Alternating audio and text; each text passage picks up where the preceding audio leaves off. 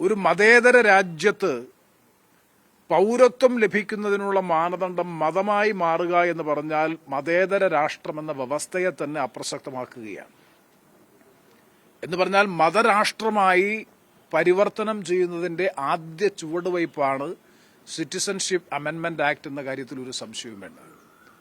കാരണം persecuted minorities, ആ പാകിസ്ഥാൻ, ബംഗ്ലാദേശ്, അഫ്ഗാനിസ്ഥാൻ തുടങ്ങിയിട്ടുള്ള രാജ്യങ്ങളിലെ പെർസിക്യൂട്ടഡ് മൈനോറിറ്റീസ്, അല്ലെങ്കിൽ ആ രാജ്യങ്ങളിലുള്ള പീഡിത ന്യൂനപക്ഷ വിഭാഗങ്ങൾ, അതിൽ ഹിന്ദു, സിഖ് തുടങ്ങിയിട്ടുള്ള വിവിധ വിഭാഗങ്ങൾ ഇല്ലീഗൽ മൈഗ്രൻസ് ആണെങ്കിൽ പോലും, അനധികൃത കുടിയേറ്റക്കാരാണെങ്കിൽ പോലും അവർക്ക് രാജ്യത്ത് പൗരത്വം കൊടുക്കാൻ കഴിയും. മുസ്ലിം സമുദായത്തെ മാത്രം മാറ്റി നിർത്തിക്കൊണ്ടാണ് ഇത്തരത്തിലൊരു നിയമനിർമ്മാണം.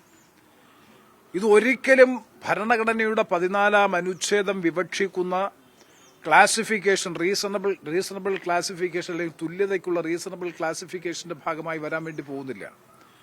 അതുകൊണ്ടാണ് ഞാൻ പറഞ്ഞത്, ഒരു സംശയവും വേണ്ട, ഭരണഘടനയുടെ മൗലികമായ തത്വങ്ങളുടെ നഗ്നമായ ലംഘനമാണ് ഒന്ന്.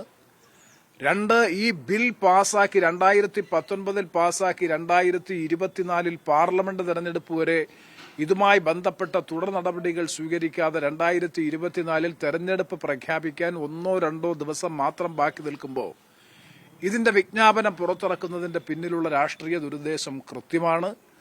3, മതം പൗരത്വത്തിനുള്ള മാനദണ്ഡമാകുന്നതോട് ഇപ്പൊ ഇല്ലീഗൽ മൈഗ്രൻസിന്റെ കാര്യത്തിൽ മാത്രമാണെങ്കിൽ ഭാവിയിൽ അത് നമ്മുടെ നിരവധി കാര്യങ്ങളിൽ മതം ഒരു ഘടകമാകുന്ന സ്ഥിതിയിലേക്ക് വരും.